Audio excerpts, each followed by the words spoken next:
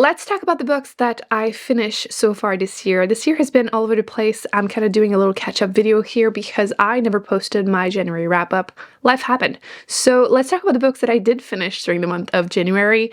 And I finished quite a few books. Things went all over the place. Let's start with the reason I was a little bit in a slump. The Will of the Many is the first book that I finished this year, and it is the best book that I've read so far this year, which I think that's the reason. It's a little bittersweet because it was so good that nothing is comparing so far, which is not good. And I read this because I was reading your best books of last year, which was interesting. I feel like I need to do that more because cool concept. And I never...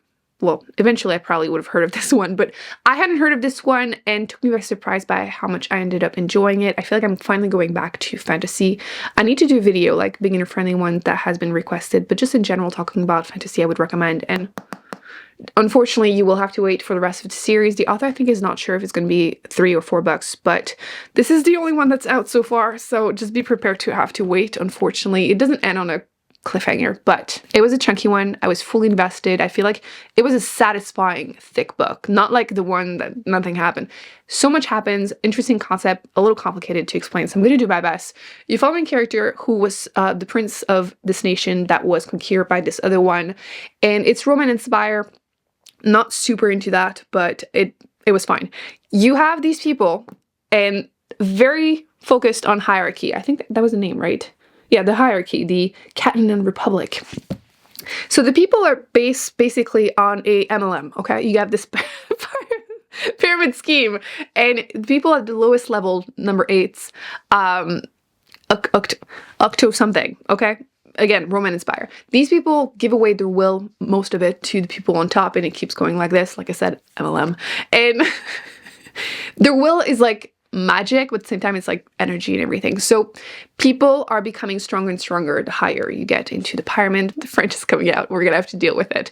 So that's what's happening. You kind of don't have a choice to participate, but the main character has been avoiding it. He's still a young adult. So he has been in hiding for a couple years, and then this man takes him under his wing, and he is sent to this school, kind of magical school, but they're not actually using magic, but what they're learning will help them whenever they do end up using magic. He doesn't want to participate, obviously, but he doesn't really have a choice to go there and try to solve this murder mystery for the man that is now his father. Is this clear? I don't know. But I really enjoy school settings, magical school especially, and I like the idea of like revenge story. Terrible explanation. Fantastic book. Really enjoyed it.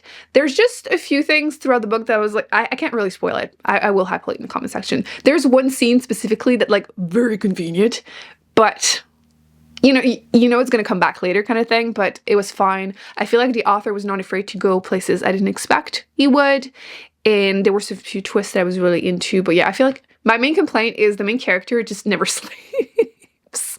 Like, things are supposed to be hard for him, they don't seem really hard, or like he'll have a conversation with people and he's like, oh yeah, I'm figuring things out really quickly, and you're like, are you? Like, with that said, I really enjoyed it. I feel like it's making me realize that I do enjoy fantasy. I just need to be more picky with the ones that I pick up because, you know, misogyny or like, it wasn't a problem in here. The romance was kind of cringy. I feel like if you're on a mission to try and like get revenge, not really the time to fall in love with someone, especially the enemy. Like it's, I mean, sometimes it is.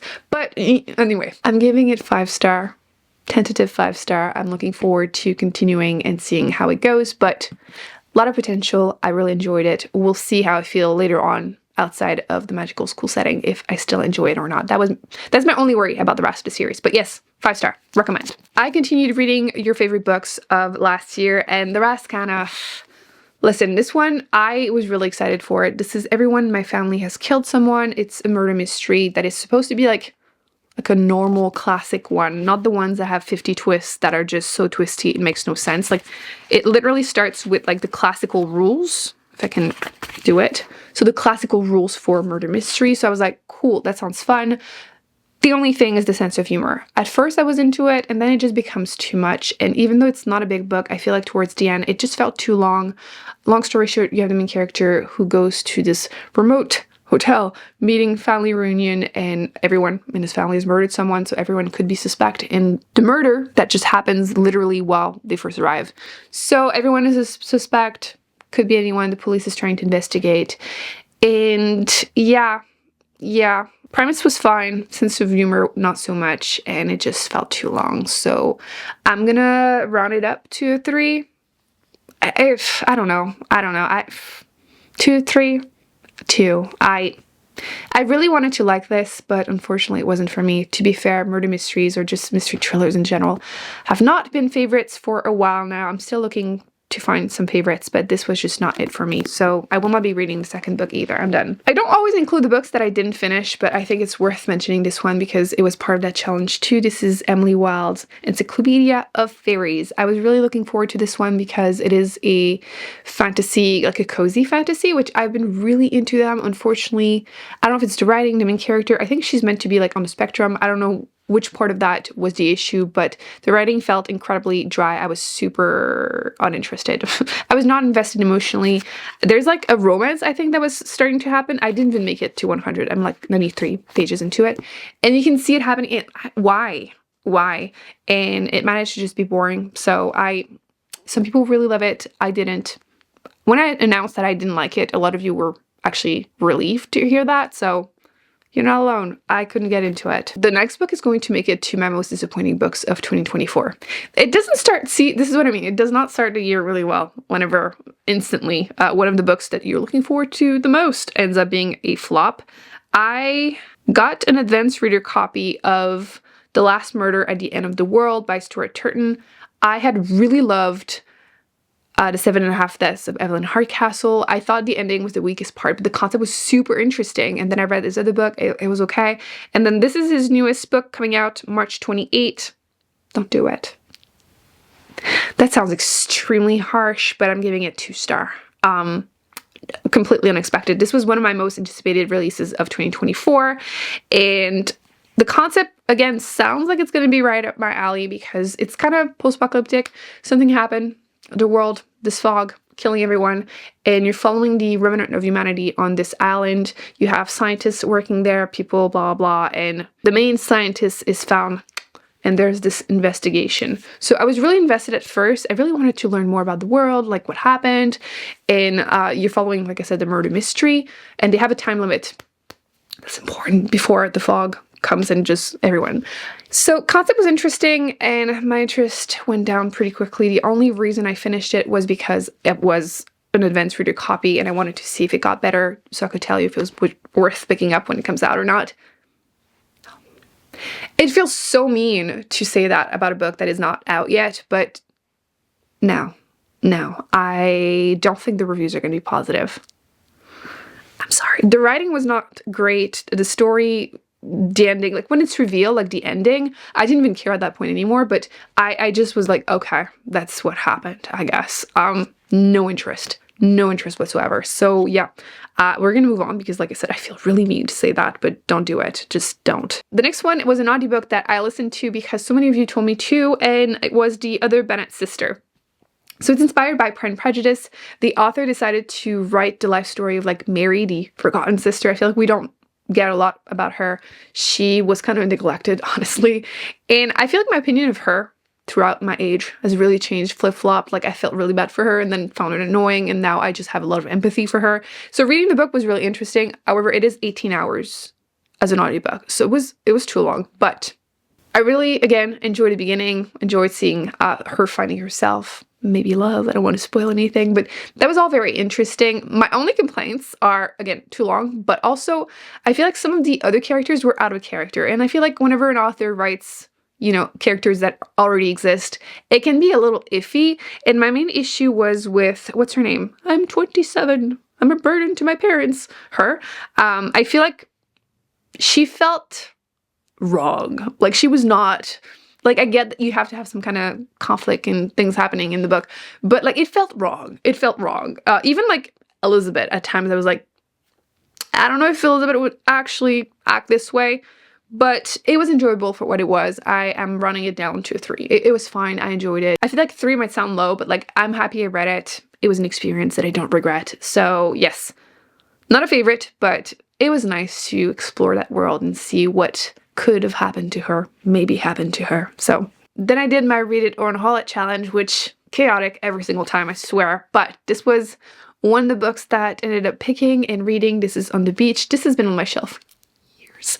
I used to be big on post-apocalyptic books. Then I realized that I pretty much hated all the classic ones because they're all written by men, okay? And I swear all of them are so sexually violent and just like military. And this one was military, unfortunately, but that's why I hadn't picked it up. I was just so burnt out until I realized, oh, the ones written by women actually work better for me. So I had a kick 2 years ago. I'm still there, but that's the reason I hadn't picked this up, because this one, you can tell, okay, the cover, there's a dude in navy suit, so military. I was happy I picked it up so I could finally actually read it. This one, the concept is there's been this nuclear explosion war.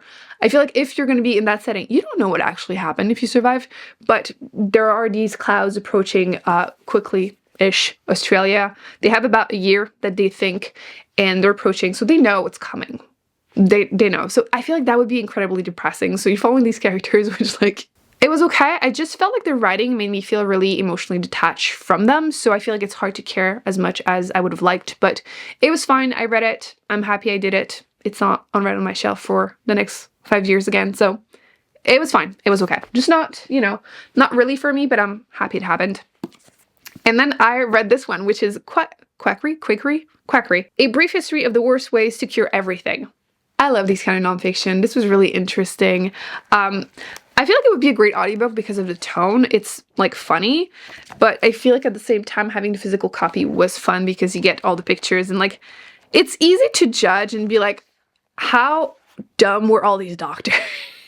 Because we know better now. I feel like it's really unfair, but it's hard not to, because sometimes you're like, oh my god, are you serious? Like, for example, I just opened this, like this chapter. I'm not going to say it out loud because I'm not even sure what YouTube will do to me, but as an example, you just never know. You have like tobacco and like a bunch of other things that just did interesting things to people. So it was fun. I'm giving it a solid 4-star. If you're looking for nonfictions that are not intimidating, would recommend it. We're gonna move on to the ones I actually finished, because I swear I started like 6 different ones because the slump was killing me. Like it was too much. So the next one I did finish was When the Crow's Away, which is book 2 in the Eventhal Witches B&B, which I really enjoyed. Book 1 made it to my most surprising books of last year, I think. What I liked is that it's a bunch of like fun little things. You have these witches that are part of a small town. They run a bed and breakfast, and there's a murder mystery. That's what the first book is about. And that was really fun, so I wanted to try book 2. And you still get a murder mystery. It's still obviously in a small town. They're witches. So I feel like it should be good, but unfortunately I just didn't feel like it was as good as the first one. I wasn't as emotionally invested. I don't think I would have finished it if it weren't for the audiobook, but I think a lot of people will enjoy it if they've enjoyed book 1. I just feel like for me, book 1 was a surprise. It was really different for me, so I enjoyed it. But this one, I wasn't getting the same vibes of like, it was almost like the first one felt a bit like, oh, Gilmore Girls because B&B, and then you get the witches, so like Sabrina, you know, she's with her 2 aunts. I don't know, I didn't get to the same vibe, so I'm gonna give it 3 stars. It was fine for what it was, just not a favorite. And then I also finished Untethered Sky by Fonda Lee. I was really looking forward to it because I loved the Greenbone Saga by her. She broke my heart last year, like destroyed it. But a lot of you told me not to have high expectations, so I did pick it up. And I don't know where I put actually the physical book, but I listened to it most as an audiobook. It's quite short, like less than 200 pages. And the concept sounded interesting. It sounded like it was going to be a revenge story because you have the main character, her mother and baby brother were murdered by this monster one. And she learns to fly on this giant bird. You can see it on the cover. I ended up just not being emotionally invested. I feel like that makes all the difference. Like Greenbone Saga, I wanted to cry. I was destroyed by what she put those characters through. And in this one, I don't know if it was because it was short, but I just felt emotionally detached. Really didn't care about the ending. So I finished it again because it was an audiobook. It was quick, but it wasn't for me. I'm gonna round it down up to 3. We're gonna be generous, but yeah, it just wasn't for me. It happened, so you can kind of see why I'm saying that I was in a reading slump. Things did not go super well. Some decent ones, the first book being the best one. So I'm warned now to not start the year with the best one. Didn't do it on purpose, but yeah, it was not my best month. But overall, I'm still happy. We went through it. I finished some books. I feel like I'm saying I'm in a reading slump, and I finished a bunch of books, but you're not seeing all the ones that I started and didn't finish. A few of them was audiobooks, so that helped too. But yeah, not my best in terms of reading, but February's going a lot better. You're going to see that. One of my next videos is going to be my wrap-up for February. But yeah, we survived. It went okay. So thumbs up, subscribe, more videos on the screen. Things are going to improve. Bear with me while we work on the slump. But yeah, definitely pick up The Will of the Many, though. That was worth it. I'll see you in my next video. Bye.